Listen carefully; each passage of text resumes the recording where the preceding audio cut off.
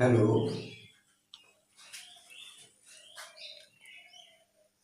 सब बढ़िया है।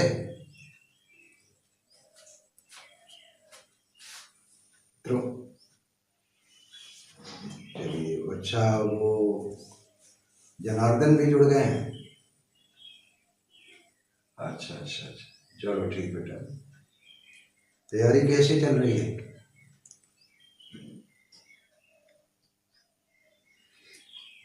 नहीं, वो आप ये मान करके चलिए कि इस महीने के लास्ट में नोटिफिकेशन आ रहा है, तो बिल्कुल भी स्लगिश मत बनिए।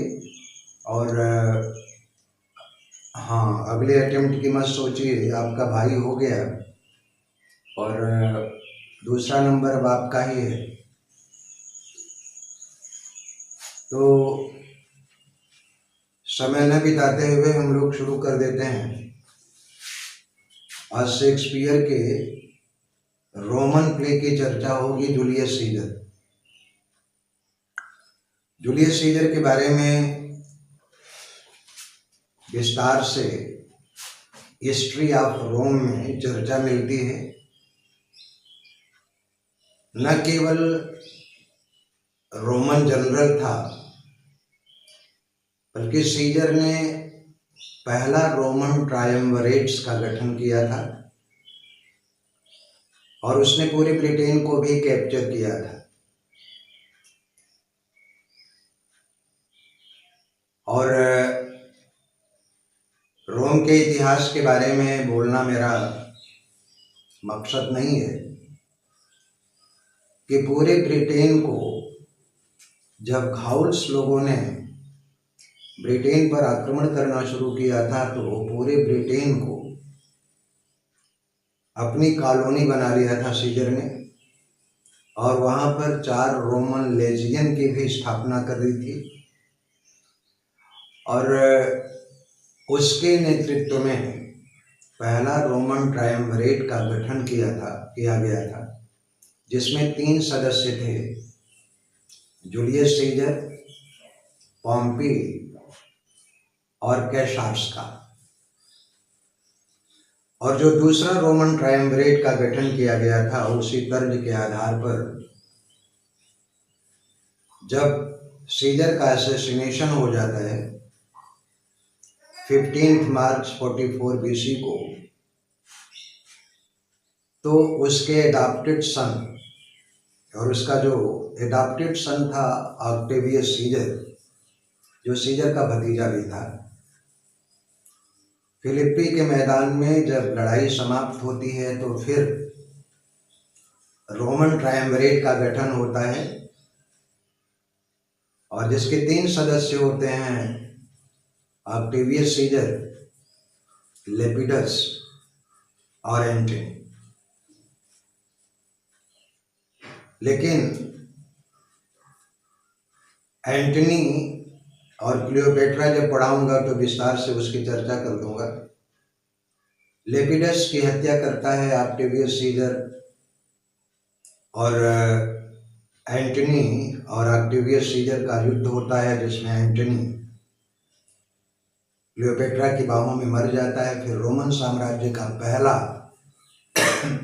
एम्परर ऑक्टेवियस सीजर, जो बाद में ऑगस्टस की उपाधि लेता है, उसकी चर्चा नहीं करना है, हमको केवल प्ले के बारे में कंसंट्रेट करना है। तो मैं चाहूँगा कि पहले जो प्ले में मेजर कैरेक्टर्स हैं, आप उसको नोट कर लें। बेटा जरा फोकस कर दो बोर्ड के ऊपर। मेरी बात आप लोगों को साफ सुनाई पड़ रही है कि नहीं? अच्छी बात। तो थोड़ा सा बोर्ड पर आप लोग एक नज़र डालें, और साथ साथ मैं बोलता भी चल रहा हूँ। As you all know that most of Shakespeare's play are not original one. They are borrowed from other sources. And the play Julius Caesar is no exception to it. As far the source of Julius Caesar is concerned, The entire theme of Julius Caesar is taken out from Plutarch's Lives of Romans and Greek, जिसको simply lives कहा जाता है। Plutarch ने रोम और Greek के महापुरुषों की जीवनियां लिखी हैं लैटिन भाषा में, which was translated by Thomas north in 1585, जिसका अंग्रेजी अनुवाद पेश किया था थॉमस नॉर्थ ने 1585 में। तो उसी लाइव्स को, जूलियस सीजर के बारे में जो प्लूटार्क ने लिखा था और जिसका ट्रांसलेशन थॉमस नॉर्थ ने पेश किया था, उसी घटना को ड्रामेटाइज किया है शेक्सपियर ने। As far major characters are concerned, तो first Julius Caesar. Julius Caesar is character after whom Shakespeare has titled his play Julius Caesar. He was great Roman general and was stabbed at Capitol on 15th of March 44 BC, जिसकी Capitol में हत्या कर दी गई थी Julius Caesar की, और दिन था 15 मार्च 44 ईस्वी पूर्व। कैपिटोल कैपिटल नहीं है, कैपिटोल है। कैपिटोल के बारे में पूछा गया है प्रश्न, तो आपको ये बताऊं कि कैपिटोल वाज नेम ऑफ ए हिल इन रोम। रोम में एक पहाड़ी है जिसका नाम है कैपिटोल। तो रोम की जो प्राचीन संसद सीनेट्स हुआ करती थी, वो कैपिटोल नाम की पहाड़ी पर स्थित हुआ करती थी, और उसी के नाम पर उस संसद का नाम भी कैपिटोल पड़ा हुआ था। नेक्स्ट कैरेक्टर है Brutus. Brutus was great republicanist and he was practitioner and follower of Stoic philosophy. Stoic philosophy के बारे में आप लोग जानते ही होंगे। अगर आप लोगों में से किसी को पता हो तो बताएं। चलो बेटा जरा देखो, आवाज मेरी पहुंच रही है? हाँ जी, अच्छा। वास्तव में the stoic philosophy was not a new concept of European philosophy. The principle of Stoic philosophy is entirely taken from Jainism. In European countries, it was established and propagated by Juno, a saint. Stoic philosophy वास्तव में कोई नई अवधारणा दर्शन की नहीं थी, बल्कि मूल अवधारणा ये भारतीय दर्शन, जिसको जैन दर्शन कहते हैं, उससे लिया गया है। लेकिन इसको प्रोपेगेट किया था जूनो नाम के सेंट ने यूरोपियन कंट्री में, और करीब 72 BC में। स्टोइसिज्म एक कंसेप्ट है to be indifferent in pain and pleasure, कि सुख और दुख में बिल्कुल उदासीन रहना। दोनों ये कहा करते थे, one should not be elated in the pleasurable state and he must also not be casted down when he is exposed to pain. यानी कि समभाव होना चाहिए, न तो प्रसन्नता में अति उत्साहित और न ही दुख में गमगीन। सुख और दुख दोनों को एक समान समझना, यही स्टोइक फिलॉसफी की मूल अवधारणा है। खैर, तो ब्रूटस एक कट्टर गणतंत्रवादी था और स्टोइक फिलॉसफी का प्रैक्टिशनर और फॉलोअर भी था। Cassius was conspirator and jealous of Caesar's growing popularity. Caesar की बढ़ती लोकप्रियता से बहुत ज्यादा जला करता था कैसियस, और इस कारण से भी उसकी जेलसी और बढ़ गई थी, क्योंकि रोमन सीनेटर्स ने फैसला कर लिया था कि अभी किस कंसूल को डिसॉल्व करके, वास्तव में जूलियस सीजर के समय तक पूरे विशाल रोमन साम्राज्य का गवर्नेंस 21 कंसूल किया करते थे। तो रोमन सीनेटर्स ने ये फैसला किया कि जब पॉम्पी के बेटों को पराजित करके जूलियस सीजर वापस आ रहा था, तो 14 घटना थी 14 मार्च की, और रोमन सीनेटर्स ने फैसला किया कि अगले दिन यानी 15 मार्च 44 बीसी को रोमन साम्राज्य का पहला एम्परर घोषित किया जाए जूलियस सीजर को। तो इस लोकप्रियता के कारण कैसियस उससे बहुत ज्यादा जला करता था। मेटellus Cimber, who was brother of Cimber, was banished by Julius Caesar because of his violation of Caesar's order.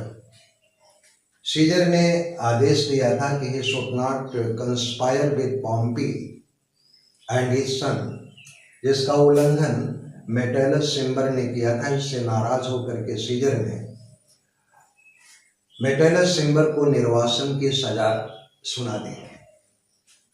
Cimber, मेटellus Cimber's brother, Antony, staunch supporter of Caesar and born orator, वो कट्टर समर्थक था सीजर का। एंटनी सीजर का कट्टर समर्थक और एक बॉर्न ऑरेटर, जन्मजात वक्ता था। मैं आपको बता चुका हूं कि पूरे मानव इतिहास में 3 वक्ता जिसको बॉर्न आर्टिस्ट कहा गया है, आइसोक्रेट्स थे, सिसेरो थे, और तीसरे नंबर पर एंटनी का नाम आता है। ऐसा in the history of oratory it is said that there had been matchless, peerless, and they were at the height of art of oratory. आइसोक्रेट्स का पहला नाम आता है और दूसरा नाम सिसेरो का, तीसरा नाम एंटनी का आता है। तो born orator. Portia was wife of Brutus. और एक चीज इसमें जोड़ लीजिएगा, डॉटर ऑफ कैटो। प्रश्न पूछा गया है, मैं लिखना भूल गया, वाइफ ऑफ ब्रूटस, और बढ़ा दीजिएगा डॉटर ऑफ कैटो, कैटो की बेटी थी। She kills herself by swallowing cinder। और एक लंबे समय का विछोह ब्रूटस से सहन न कर पाने के कारण पोर्सिया आग के अंगारे को निगल करके अपनी जान दे देती है। तो पोर्सिया ब्रूटस की पत्नी और कैटो की बेटी थी। कैलिफोर्निया, सीजर्स थर्ड वाइफ, ये सीजर की तीसरी पत्नी थी। सीजर का पहला विवाह कार्नेलिया से हुआ था और दूसरा विवाह कैसांड्रा से हुआ था, जिसको डाइवोर्स कर दिया था सीजर ने। तो कैलिफोर्निया से उसका तीसरा विवाह था। सिन्ना, यहां ध्यान रखिएगा मित्रों, अगर केवल प्रश्न पूछा जाए हु वाज सिन्ना, सिन्ना कौन था, तो वो पोएट था। और ठीक उसी के साथ अगर लूसियस सिन्ना की बात की जाए, लूसियस सिन्ना, तो वो कंस्पिरेटर था, षड्यंत्रकारी था। ये ध्यान रखिएगा, ये प्रश्न पूछा गया है, सिन्ना और लूसियस सिन्ना। प्रश्न ये पूछा गया है, डीएसएसपी का पेपर उठा करके देख लीजिएगा, हु वाज लूसियस सिन्ना। तो जिनको पता नहीं था 99% लोगों ने पोएट टिक कर दिया था, जबकि जूलियस सीजर में शेक्सपियर ने केवल सिन्ना लिखा है जो पोएट है, और लूसियस सिन्ना ये षड्यंत्रकारी है। और इसी लूसियस सिन्ना के चक्कर में बेचारे निर्दोष सिन्ना की पब्लियन यानी जो रोमन साम्राज्य में सिविल वार हो गया था एंटनी के स्पीच के बाद, तो लूसियस सिन्ना के चक्कर में लोगों ने सिन्ना को मार डाला था। Titinius the best friend of Cassius का सबसे महान मित्र था टिटिनियस। वास्तव में टिटिनियस के बारे में जब फिलिप्पी के मैदान में सूचना मिलती है कैसियस को कि उसका प्यारा मित्र टिटिनियस मारा गया, तो आत्महत्या करता है। अपने एक नौकर को आदेश देता है कैसियस कि उसी की तलवार से कैसियस की हत्या कर दे, कैसियस की तलवार से। और सर्वेंट ऐसा करता है, लेकिन वास्तव में टिटिनियस जिंदा रहता है, युद्ध के दौरान आता है और जब देखता है कि कैसियस मरा पड़ा है तो टिटिनियस ने भी आत्महत्या कर ली।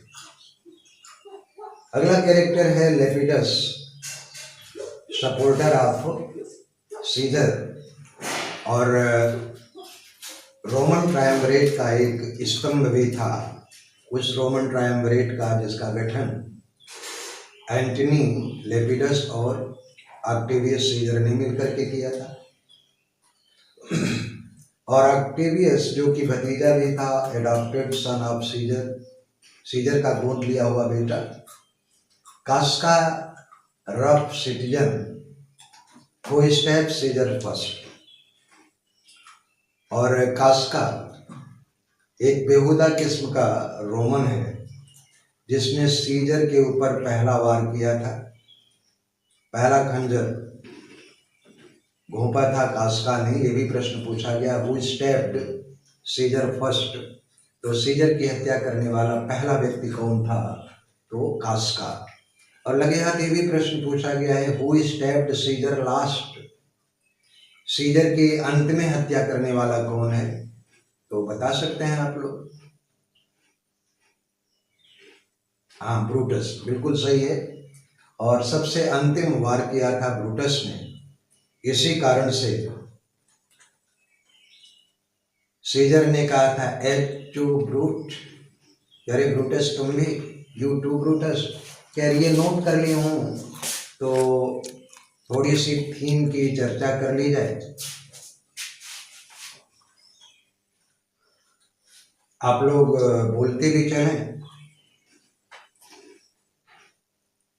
हेलो, नोट कर लिए हो तो फिर बताएं।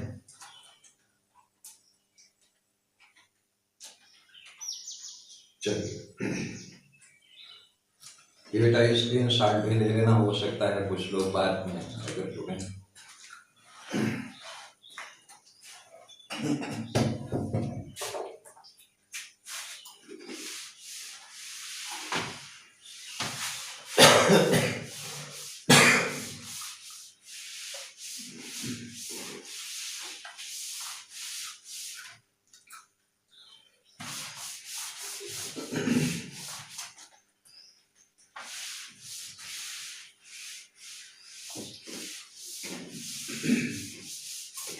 मैं थीम के बारे में चर्चा करूं कि रहने दो, आप लोग पढ़ चुके होंगे। बोलिए। आगे मैंने कहा था आप लोग पढ़ के रखिएगा, तो मैं बोल दे रहा हूं। और उसके बाद जो है, क्योंकि प्ले खत्म करना है तो दोबारा भी आप लोग जोड़ लीजिएगा। हाँ जी, क्या बोल रहे हैं? हाँ जी, हाँ, क्या लिखा रहा हूं?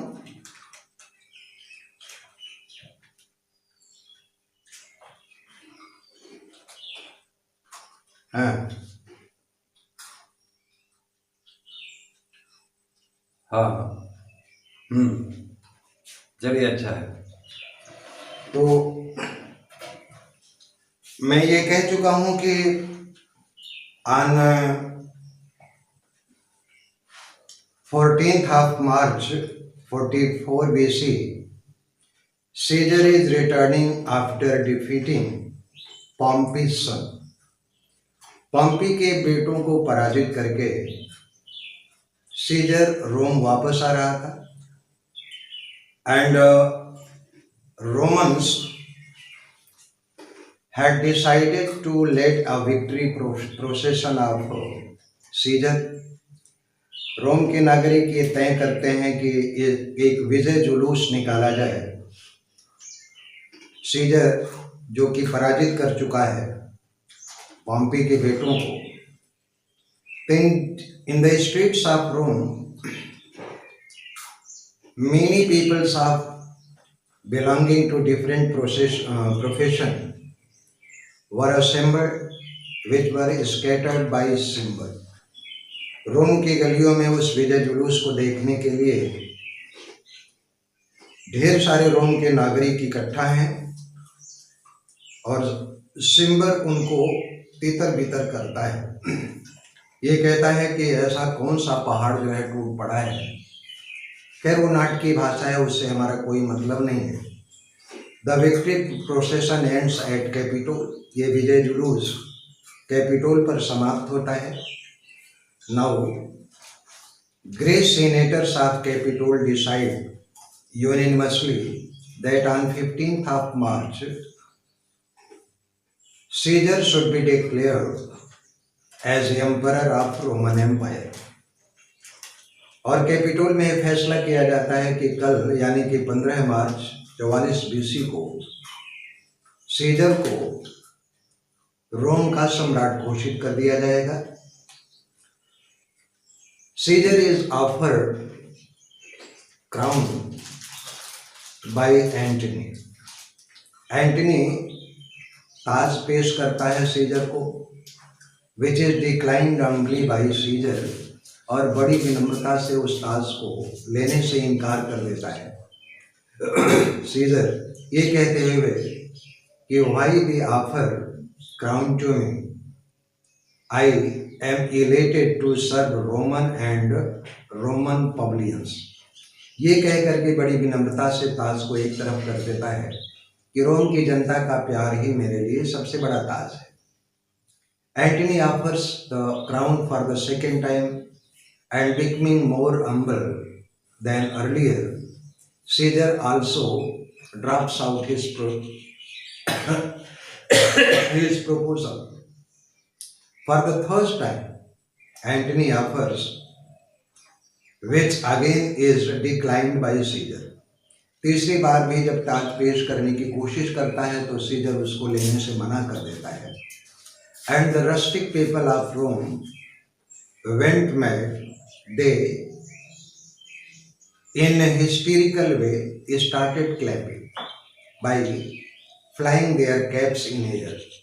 और उसकी इस विनम्रता को देख करके रोम के जो सीधे साधे सरल बाशिंदे हैं वो तालियां पीटते हैं और अपनी टोपियों को ऊपर उछालते हैं। भीड़ में सीजर एक बार गिरता भी था। कुछ इतिहासकार ये कहते हैं कि Caesar was suffering from falling disease that is epileptic fit. इतिहासकारों के बारे में अलग अलग मत हैं कि सीजर वो एपिलेप्टिक फिट मिर्गी का मरीज था, लेकिन जिसके बारे में बहुत से इतिहासकारों ने ये खारिज भी किया था कि एक एपिलेप्टिक फिट का पेशेंट कभी भी इतने बड़े रोमन साम्राज्य का जनरल नहीं हो सकता है। जो भी हो, कास्का उस भीड़ में उपस्थित होता है and he is coming back to Brutus to inform about the latest happenings at Capitol। Capitol पर जो अभी हालिया में घटना घटती है जिसकी सूचना देने के लिए कास्का कैसियस और ब्रूटस के पास आता है।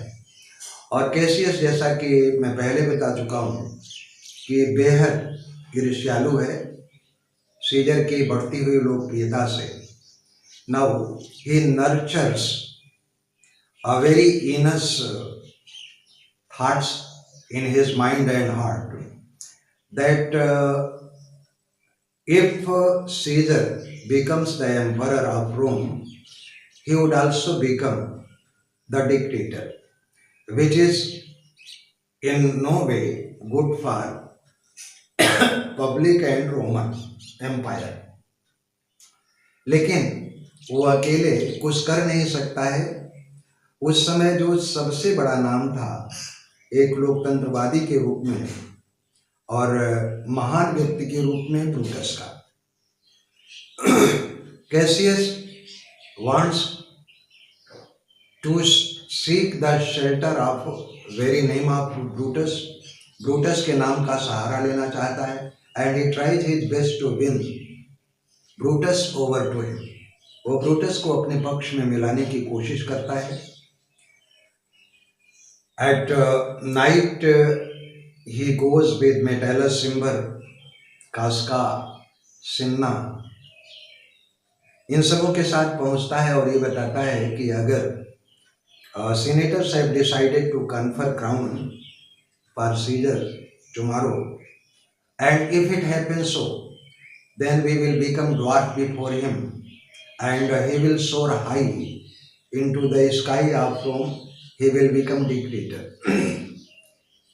ब्रूटस के सामने कैसियस ये प्रस्ताव रखता है कि अगर कल उसको रोम का सम्राट चुन लिया जाता है यानी सीजर को, तो निश्चित रूप से वह बढ़ती हुई महत्वाकांक्षा के कारण डिक्टेटर हो जाएगा रोम का और हम लोग उसके सामने बौने हो जाएंगे।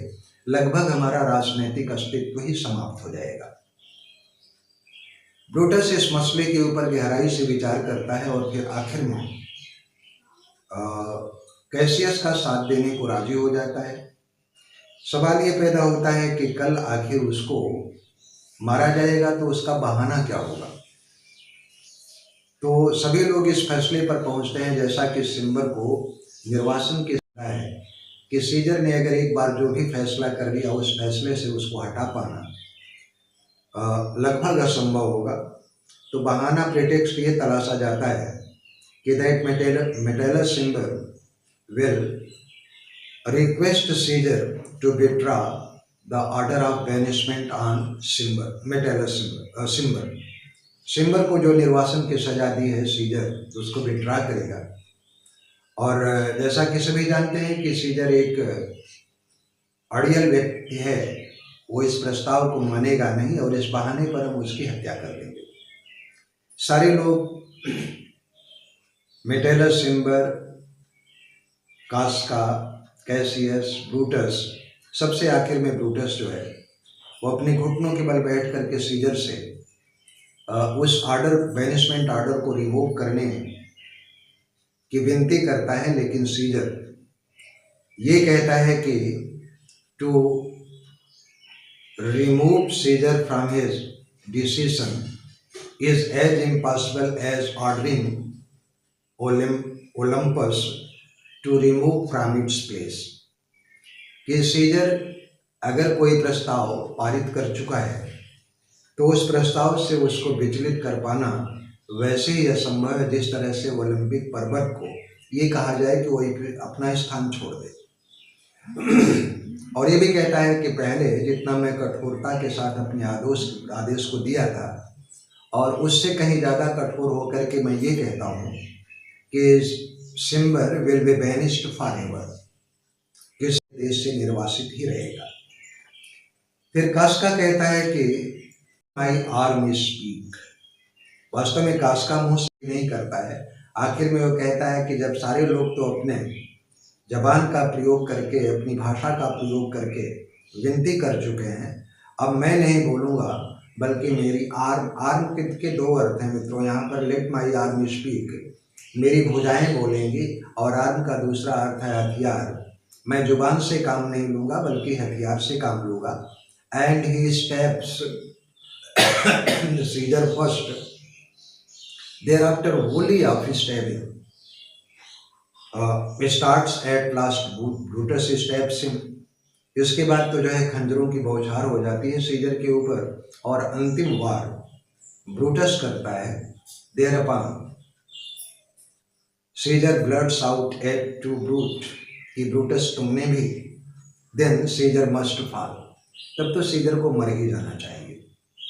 और जैसे ही सीजर की हत्या का समाचार सुनता है, जनता के बीच में पहुंचता है, पूरी जनता सीनेट के बाहर, क्योंकि सीजर की ताजपोशी का दृश्य होना है, तो विशाल जनसमूह एकत्रित है कैपिटोल के सामने। दे वेंट bewildered, वो व्याकुल हो जाते हैं, and they started running to control the situation. Cassius asks Brutus to go to the pulpit and to make rational speak to give the proper reason why they stabbed Caesar. क्या 10 minute. Cassius Brutus से कहता है कि वह तुरंत मंच पर, किसी ऊंचे स्थान पर जाकर के लोगों को ये भरोसा देने की कोशिश करे, उचित कारण बताए कि आखिर सीजर के लोगों ने हत्या क्यों की। Brutus goes to the pulpit and makes very rational speech, एक तार्किक भाषण देता है, ये कहते हुए, समझाते हुए कि सीजर निकट भविष्य में डिक्टेटर हो जाता है और वो रोमन रिपब्लिकन ढांचे को बिल्कुल पूरी तरह से ध्वस्त कर देता। इस कारण से सीजर की हत्या करना बेहद आवश्यक था। जनता शांत होती है। इसके बाद ये समाचार, सीजर की हत्या का समाचार एंटनी ऑक्टेवियस सीजर को, वो ऑक्टेवियस सीजर जो उस समय सार्डिनिया का गवर्नर था, जो एडाप्टेड सन था सीजर का, सीजर की हत्या का समाचार सार्डिनिया भेजता है ऑक्टेवियस सीजर के पास, और ये कहता है कि आकर के रोम की स्थिति को संभाले। और इसके बाद वह ब्रूटस के पास जाता है, कंस्पिरेटर्स के पास जाता है, और वो कहता है कि जैसा कि मैं सीजर का मित्र रहा हूँ, मैं चाहता हूँ कि अंतिम संस्कार के समय में एक संक्षेप में भाषण दूँ। मैं सीजर की प्रशंसा करने नहीं आया हूँ, बल्कि मृत्यु, उसके फनरल स्पीच को देने आया हूँ। अगर आप लोग अनुमति दें तो। यहाँ ब्रूटस एक भूल करता है। कैसियस उसके आर्ट ऑफ ऑरेटरी से भली बात परिचित है, और कैसियस कहता है कि एंटनी के अंदर वो भाषण कला है कि मनुष्य की भावना को पूरी तरह से विचलित कर देता है, और अंत्येष्टि क्रिया के ऊपर भाषण देने की अनुमति एक तरह से आत्महत्या होगी, आत्मघाती कदम होगा।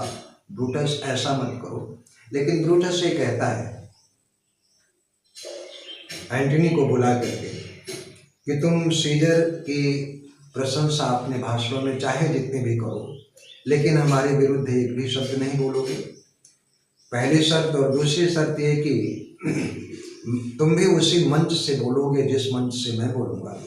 और तीसरी कंडीशन ये रखता है कि पहले मैं, अर्थात ब्रूटस का स्पीच होगा और उसके बाद एंटनी का स्पीच होगा। एंटनी कहता है कि इससे ज़्यादा मुझे और कुछ नहीं चाहिए, क्योंकि उसे अपने वक्तृत्व कौशल के ऊपर पूरा आत्मविश्वास। एंटनी ब्रूटस अपनी स्पीच समाप्त करके चला जाता है। और क्योंकि आप जानते हैं कि जो भी रेशनल स्पीच होती है, जो तार्किक भाषण होता है, वो नीरस होता है, इंसिपिड होता है, इतना अपीलिंग नहीं होता है जितना कि इमोशनल स्पीच। ब्रूटस, कैसियस, कास्का और सिन्ना, वो सिन्ना नहीं जो पोएट है, लूसियस सिन्ना, ये सब लोग वापस चले जाते हैं अपने घरों को।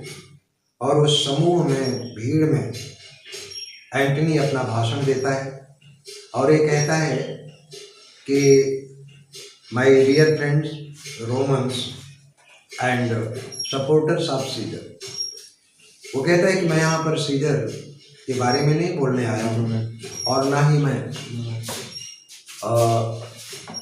जो कंस्पिरेटर्स लोग हैं उनको दोषी ठहराने आया हूँ, बल्कि मैं तो वो कहने आया हूँ जो सीजर के बारे में आप लोग जानते हैं। उनको बताता है बिल्कुल नाटकीय अंदाज में कि चोंगे को उठाता है सीजर के, और ये कहता है कि if you have tears now prepare yourself to shed them, कि अगर आपकी आंखों में आंसू हैं तो आप उनको बहाने के लिए तैयार हो जाइए। क्लॉक को उठाता और ये कहता है कि ये स्थान वो है जहाँ पर सीजर के प्यारे मित्र ब्रूटस ने अपना खंजर घोंपा था, और साथ में एक टेस्टामेंट भी दिखाता था जो कि फेक है, पोस्टर्ड है। और ये कहता है कि सीजर कोई एम्बिशियस नहीं था, उसने अपने प्राइवेट आर्चर्ड को जो थेम्स नदी के दक्षिणी किनारे पर स्थित है रोम की जनता के लिए जो है दान कर दिया है, और प्रत्येक नागरिक को 75 ड्रैक्मास उसने देने की वसीयत की है। क्या ऐसा व्यक्ति महत्वाकांक्षी हो सकता है? तो रोम की जनता पागल हो जाती है और आखिर में पूरी तरह से उनकी भावनाओं में एक आग लगा देता है। कंस्पिरेटर्स, रोम की जनता ये कहती है कि we shall fetch conspirators and will burn them wherever they are catch. जहाँ कहीं भी वो पकड़े जाते हैं उनको आग जला दी जाएगी, उनके घरों को आग के हवाले किया जाएगा। और कुछ उसमें ये भी कहते हैं कि जहाँ कहीं भी वो मिलेंगे उनको चीर दिया जाएगा। और फिर जब इस तरह की भावना एंटनी देखता है तो वो कह देता है कि आई हैव एलाइव्ड घोस्ट, कि मैंने शैतान को जिंदा कर दिया है, एंड लेट हिम वर्क। अब जो शैतान का काम हो उसे करने दिया जाए। सारे लोग भागते हैं, कंस्पिरेटर्स लोग। ऑक्टेवियस सीजर आता है और जो भी घटनाएं घटती हैं एंटनी उनको देख बेटा हो गया है समय, तो थोड़ा सा आप लोग अभी दोबारा जुड़ जाइएगा मित्रों। तो फिर दोबारा जुड़ गए हैं। तो मैं ये कह रहा था शॉर्ट में, फैसला ये होता है कि रिपब्लिकन लोगों के बीच और सीजर के सपोर्टर के बीच में युद्ध होता है फिलिप्पी के मैदान में। और फिलिप्पी के मैदान में जो रिपब्लिकन्स हैं वो पराजित होते हैं। ब्रूटस आत्महत्या कर लेता है। कैसियस अपने नौकर को आदेश देता है। यहाँ पर ये ध्यान रखिएगा कि सीजर का घोस्ट भी 14 मार्च की रात में सपने में आया था ब्रूटस के, और ये कहा था कि दाउ शैल्ट मीट मी एट फिलिप्पी। ये स्टेटमेंट सीजर के घोस्ट का, ये भी प्रश्न पूछा गया है। युद्ध होता है, रिपब्लिकन्स पराजित होते हैं, ब्रूटस आत्महत्या करता है। और कैलिफोर्निया जब रिपब्लिकन्स लोग मारे जाते हैं, पराजित होते हैं, तो पोर्सिया भी वो आग के अंगारे खा करके जो है अपनी जान दे देती है, और कैलिफोर्निया भी मरती है। हालांकि जिस दोनों की, पोर्सिया की मृत्यु का जिक्र तो नाटक में किया है, लेकिन कैलिफोर्निया की मौत का जिक्र शेक्सपियर ने नहीं किया है। तो मैं आपको बता दूं कि कैलिफोर्निया में रोमन रिपब्लिकन लोगों की पराजय के बाद कैलिफोर्निया भी आत्महत्या कर लेती है। खैर इसके बाद की कहानी जो है जब एंटनी क्लियोपेट्रा इसी के सीक्वेंस में उठाएंगे तो बता देंगे। अब थोड़ा सा हम लोग इम्पोर्टेंट कोट्स के ऊपर चर्चा कर लेते हैं। मेरी बात सुन रहे हैं कि नहीं आप लोग? हेलो, चलिए इम्पोर्टेंट लाइंस लिख लें, मैं लिखता चल रहा हूँ।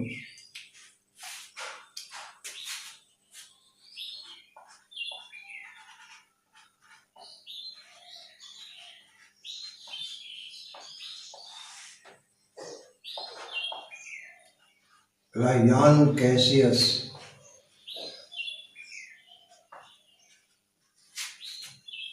his looks are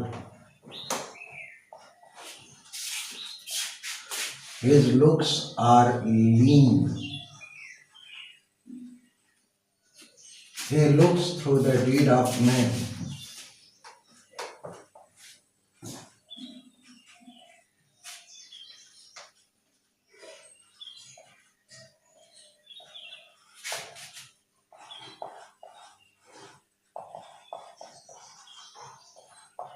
Such men are dangerous.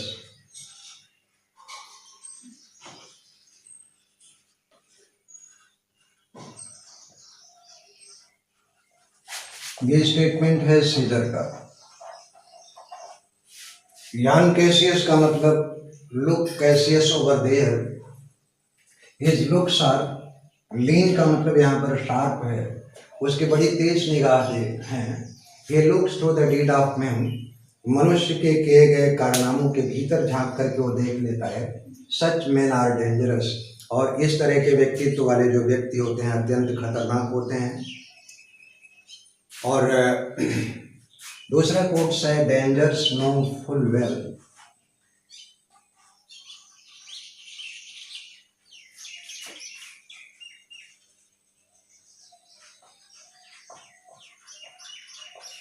danger knows full well that Caesar is more dangerous than he.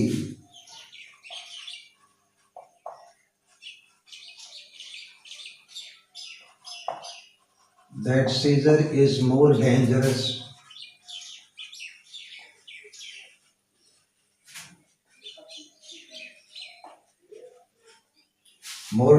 than he. We are two lions later on one day.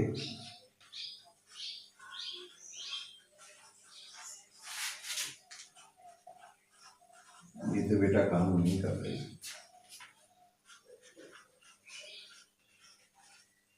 We are two lions later on one day.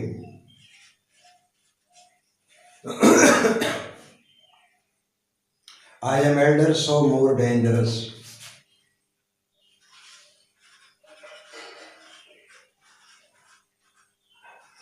I am elder, so more dangerous.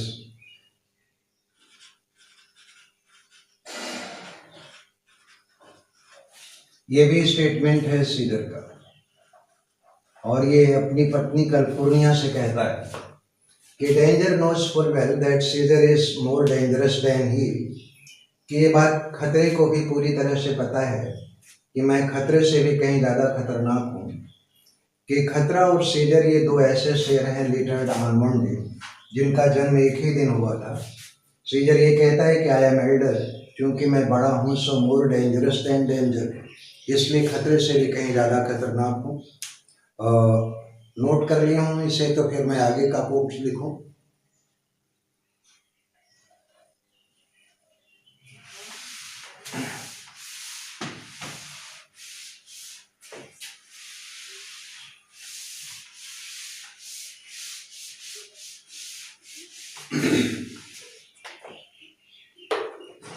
Cowards die many times before their death.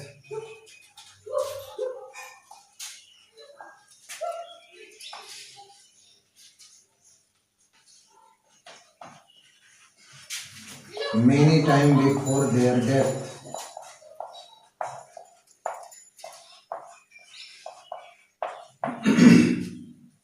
एक कायर अपनी वास्तविक मृत्यु से पहले कई बार मरता है। Valiant never tastes the death but once.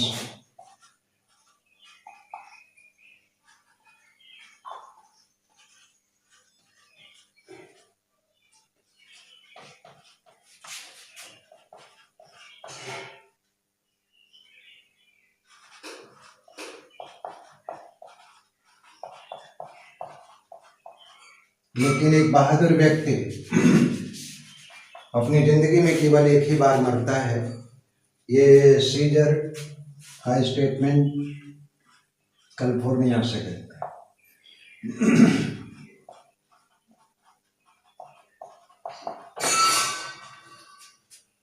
Next quotation है, no comets are seen in the sky.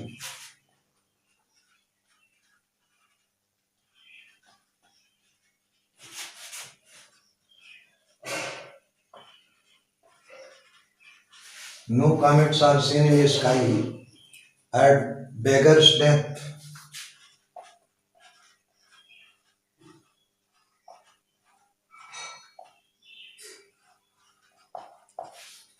But the very heaven blaze forth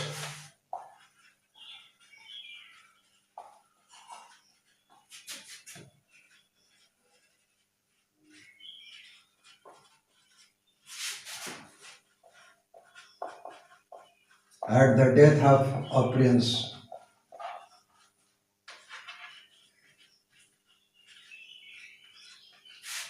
statement Calpurnia का है।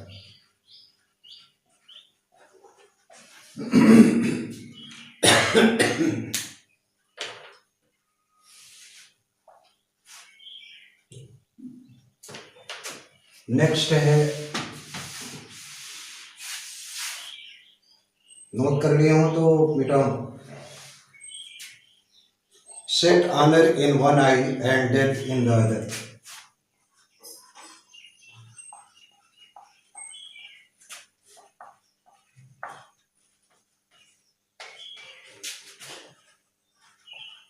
And death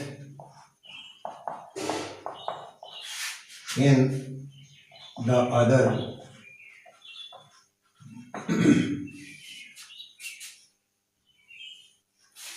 I will take on both indifferently.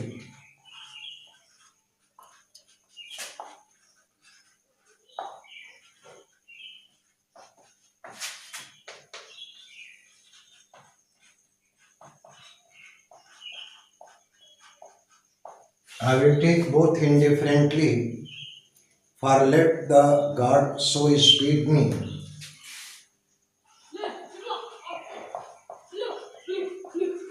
For let the God so speed me.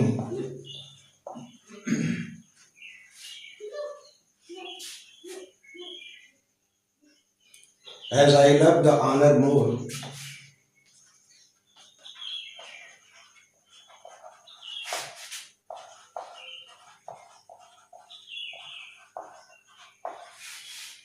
as I love the honor more,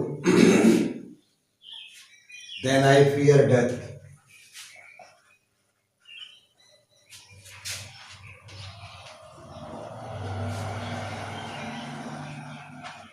ये statement है Brutus का। तो कहता है कि set honour in one आई, मेरी एक आंख में सम्मान रखिए, एंड डेथ इन अदर, और दूसरी आंख में मृत्यु रखिए। आई विल टेक बोथ इंडिफरेंटली, सम्मान हो या फिर मृत्यु हो, मैं दोनों को बिल्कुल समभाव, इंडिफरेंटली कहते हैं बिल्कुल उदासीन तटस्थ भाव से देखता हूँ। For let the god speed me, ईश्वर मुझे ताकत प्रदान करे। As I love the honour more than I fear death, मैं सम्मान का कहीं ज़्यादा सम्मान करता हूँ, मृत्यु के भय से कहीं ज़्यादा सम्मान मेरा सम्मान के लिए होगा। मिटा दे रहा हूँ अगला जो है स्टेटमेंट, थोड़ा तेज चलूँगा ताकि आगे पूरा हो जाए, क्योंकि ओवरलैप होगा कल दूसरे प्ले के बारे में तो अच्छा नहीं रहेगा। There is a tide in affair of man,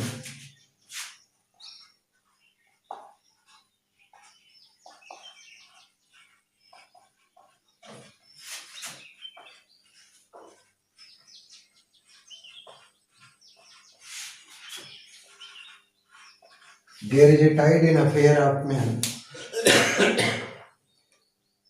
which taken to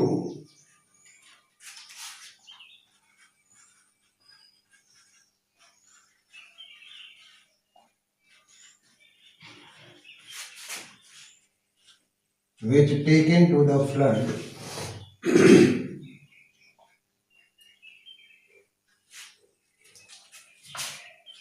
or fortune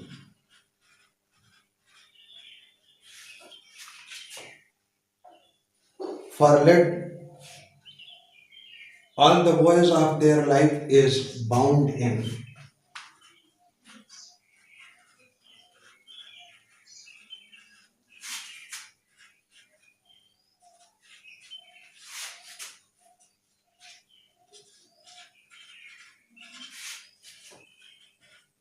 In sea. यह भी स्टेटमेंट है ब्रूटस का।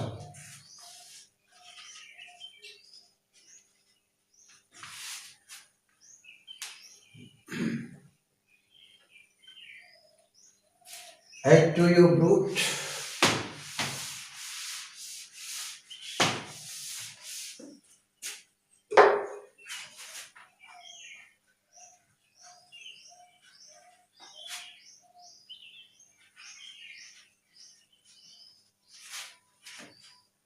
सीजर का statement at the time of falling.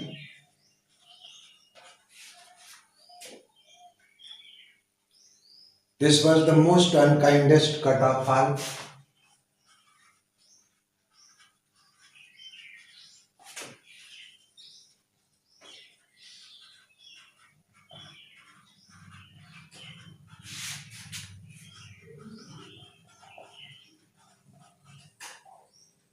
Statement Antony का.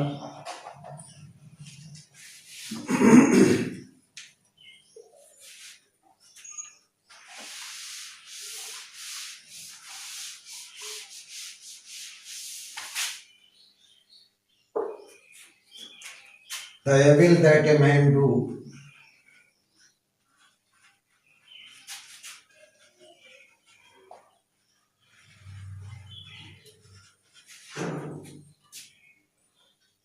live after his death.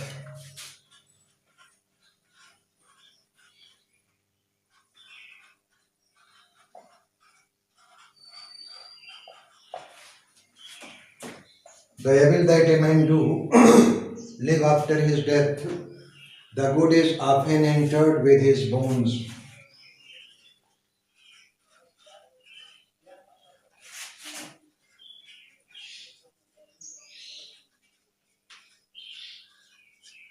The good is often interred with his bones. Statement है Antony का. कहता है कि आदमी की बुराइयां उसके मृत्यु के बाद भी जिंदा रहती हैं, लेकिन आदमी अपने जीवन में जो अच्छे कार्य करता है उस अच्छाइयों को भी उसकी हड्डियों के साथ कब्र के हवाले कर दिया जाता है. नेक्स्ट स्टेटमेंट है the fault dear Brutus is not in us, is not in our stars.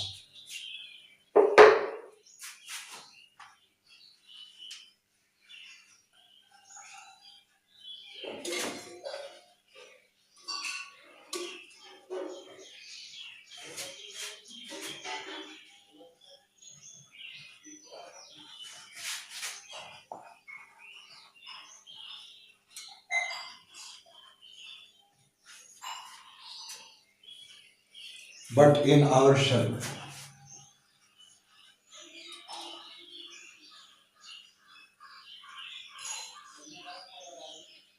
प्रेमित्र Brutus, हमारे नक्षत्रों का दोष नहीं है, बल्कि दोष हम सबों में है. That we are so underlings.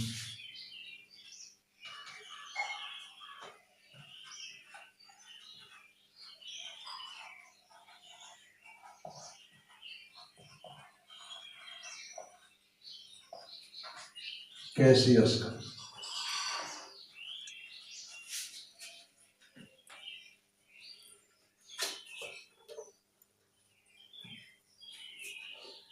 Ambition should be made of sterner stuff.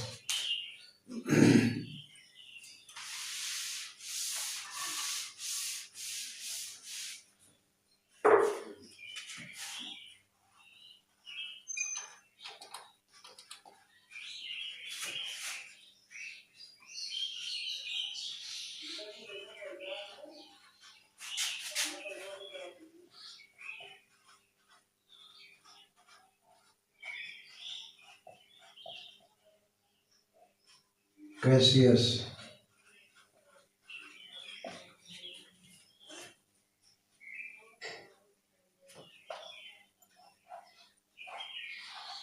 This was the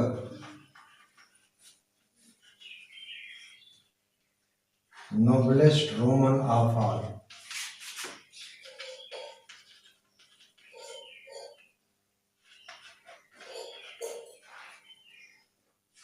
यह भी स्टेटमेंट है डियर कैसियस का.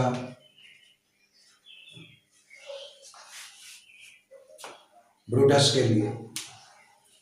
आज इतना ही. कल आप लोग मर्चेंट ऑफ वेनिस पढ़ के रखिएगा.